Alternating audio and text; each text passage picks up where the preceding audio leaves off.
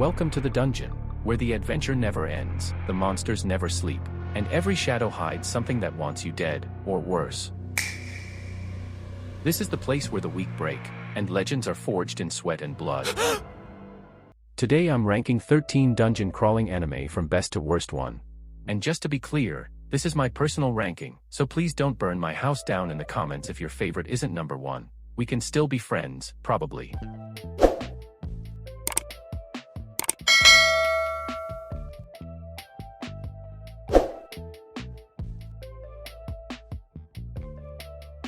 Okay. At my first, and number 1 in my list. Made in Abyss. Now, I can already hear some of you yelling. Made in Abyss isn't a real dungeon anime. No levels, no parties, no grinding. And yeah, you've got a point, it doesn't have the classic RPG stuff. But that's exactly why, for me, it's the greatest dungeon crawling anime ever made. At its heart, a dungeon crawl is about descending into the unknown, facing worse dangers the deeper you go, chasing secrets that cost everything, with no easy way back. That's the Abyss perfectly. One massive, living dungeon with deadly layers, bizarre creatures, ancient relics, and the curse of ascension that destroys your body and mind if you try to climb out.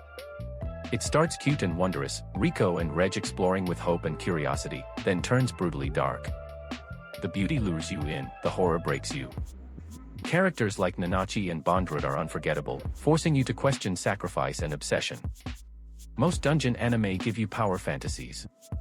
Made in Abyss gives you the raw, terrifying truth of what a real dungeon would feel like.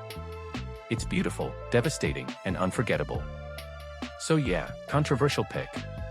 But for me, it defines the genre better than anything else. Either way, respect the Abyss.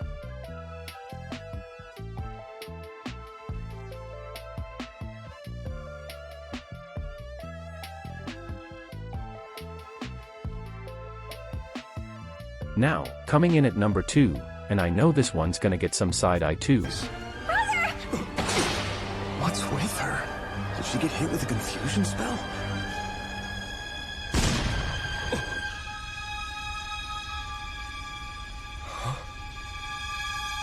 Delicious in Dungeon. Yeah, I hear you already. It's a cooking anime. It's comedy. How is this a serious dungeon crawler? Look, on the surface, it's hilarious. Leas and his party are completely broke after a disastrous run-in with a red dragon that swallowed Leas' sister Fallon whole. With no money to buy food or hire help, their only option is to dive back into the dungeon, cook the monsters they defeat, and push deeper to reach her before the dragon fully digests her, because in this world, resurrection magic has a very tight time limit. Slime jelly, walking mushroom stir-fry, mandrake quiche, even full-on dragon steak. It's absurdly fun and mouth-watering. But don't sleep on it, this is one of the smartest, most tactical dungeon crawling shows out there. Every monster has deep lore, weaknesses, and ecology. Every meal is a survival strategy. Fights are creative because they're always asking, how do we beat this thing, and what recipe works best with its parts? The dungeon feels truly alive, interconnected ecosystems, deadly traps, mimics, living armor, treasure insects, all part of one massive, mysterious labyrinth with real stakes. Marcel's magic, Chilchuck's trap expertise, Senchi's cooking mastery, Leas' borderline obsessive monster knowledge, the party dynamics are perfect. And underneath all that comedy and food. Real tension, real loss, real growth. The entire journey is fueled by Leas' desperate love for his sister Fallon. He'll eat anything, risk everything, just to save her. That emotional core keeps pulling you deeper, and the story slowly uncovers darker secrets about the dungeon and the people tied to it. Trigger's animation is gorgeous, the food looks illegally good, and somehow you end up caring just as much about the adventure as the recipes. It's not your typical grimdark or power fantasy crawler. It's joyful, clever, heartfelt, and still 100% a dungeon crawl at its core. For me, Delicious in Dungeon is the most refreshing, addictive take on the genre in years. Solid number 2, if you haven't watched it yet, I highly recommend it.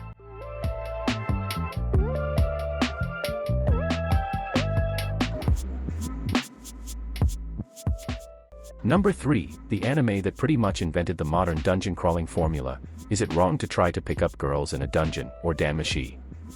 In the massive city of Orario, adventurers join familiars led by gods and dive into a gigantic, ever-changing dungeon packed with floors, monsters, magic stones, traps, and floor bosses. Bel Cranel starts as the ultimate weakling in tiny Hestia Familia, but his rare skill lets him grow insanely fast, turning him from punching bag to powerhouse in no time. You get crisp action, satisfying progression, guild quests, party upgrades, rival familias, and that perfect mix of harem comedy, heartfelt moments with Hestia and Eyes, and real stakes as the dungeon gets deadlier. It's fun, addictive, and nails the classic RPG grind, loot, levels, exploration, and underdog glow-ups. DanMachi basically blueprint half the shows on this list. Strong, rewatchable number 3. Who's your favorite familia or waifu? Drop it in the comments.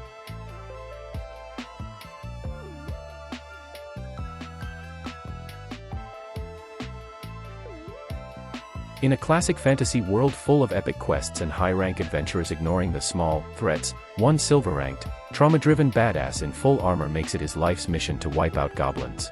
Why? Because goblins aren't just weak fodder here, they're smart, vicious, pack-hunting monsters that ambush, torture, and destroy rookie parties in the worst ways imaginable. At number 4. Goblin Slayer. Goblin Slayer approaches every nest like a military operation: scrolls, poisons, flood traps, fire, improvised weapons, detailed knowledge of tunnels and goblin tactics. No flashy magic spam, just cold, calculated extermination. He slowly builds a party that actually balances him out: the innocent priestess who joins after he saves her, high elf archer with her sharp aim and sass, dwarf shaman with earth magic and bruise, and lizard priest with raw power and tail whips. Their banter and growth bring just enough light to his darkness. The dungeon and cave crawls feel grounded and deadly: tight spaces, ambushes, real consequences. The animation is brutal when it needs to be, and the stakes are always high.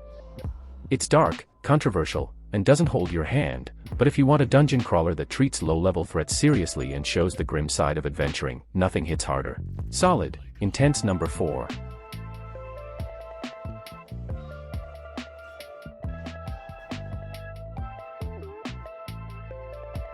Number 5, the king of overhype and the most divisive pick: solo leveling.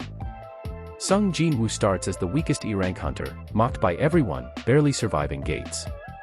Then the system chooses him: double dungeons, shadow extraction, necromancer powers, and he turns into an absolute monster. The animation is insane, fights are pure spectacle: Jeju Island Raid, Baro, the Shadow Army Rising, every big moment hits different. It's the ultimate power fantasy: cool glow-ups, stylish one-shots, and that, "I used to be trash, now I'm God," energy. But for me, that's also why it's not higher. Once he gets strong, real tension kinda fades, most threats just get flexed on. Side characters exist to react, and the story stays pretty straightforward. Amazing to look at, super fun to watch, but lacks the depth or emotional punch of the top spots. Hype but overrated number 5.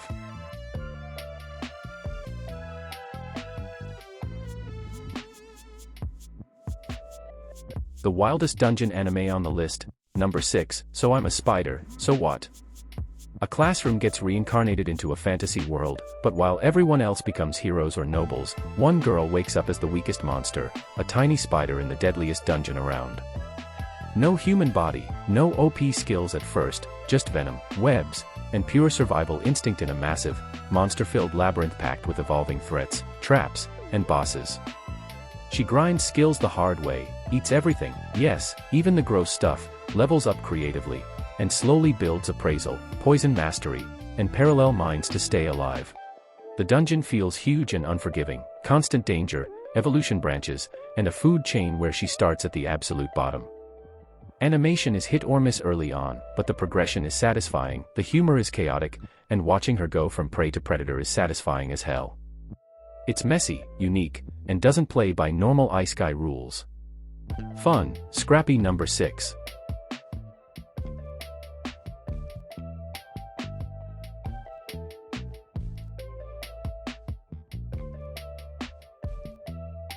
Okay, look, this video's already getting pretty long, and I don't want to waste any more of your time with super long explanations for the lower spots. So from here on out, I'm just gonna hit you straight with the name and quick reasons, no chit chat. Let's burn through the rest. Number 7, the one that kicked off the entire death game genre, Sword Art Online, but honestly, just the Aincrad arc.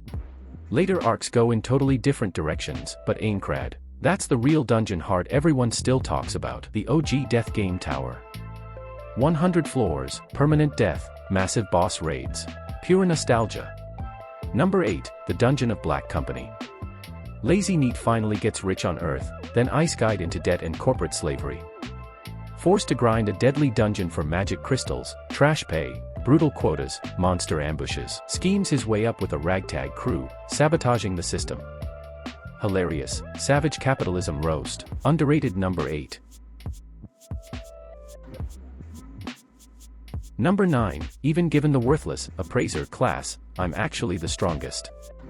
Guy gets the most useless class in a fantasy world, Appraiser.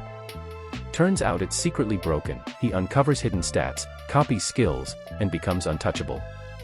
Dungeon dives, unraveling conspiracies, slow burn OP reveal. Who loves underrated MCs? Sneaky hidden gem. Number 9.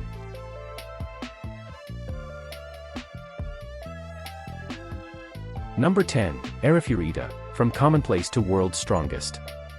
Class summoned, betrayed, left for dead in a hellish labyrinth. Eats monsters, crafts guns and artifacts, builds harem, full edgelord revenge mode, brutal dungeon grinding and zero mercy. Guilty pleasure edgefest. Number 10. Number 11, Handyman Saitou, in another world.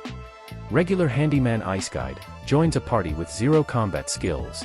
Best tool hack, just fixes traps, picks locks, repairs gear, and quietly carries every dungeon run. Chill vibes, wholesome friendships, clever utility wins. Comfy hidden treasure. Number 11. Number 12, the hidden dungeon only I can enter. Discovers a secret solo dungeon, meets a sage who gives LP skills earned from pervy stuff. No judgment here. Edits reality, broken powers, Eki overload. Pure brain-off harem fantasy. Number 13, reborn as a vending machine, I now wander the dungeon. Otaku dies saving a vending machine. Reincarnates as one in a dungeon. Sells snacks for buffs, levels up via sales, gets carried by a strong girl adventurer. Monster fights, party support, peak absurdity.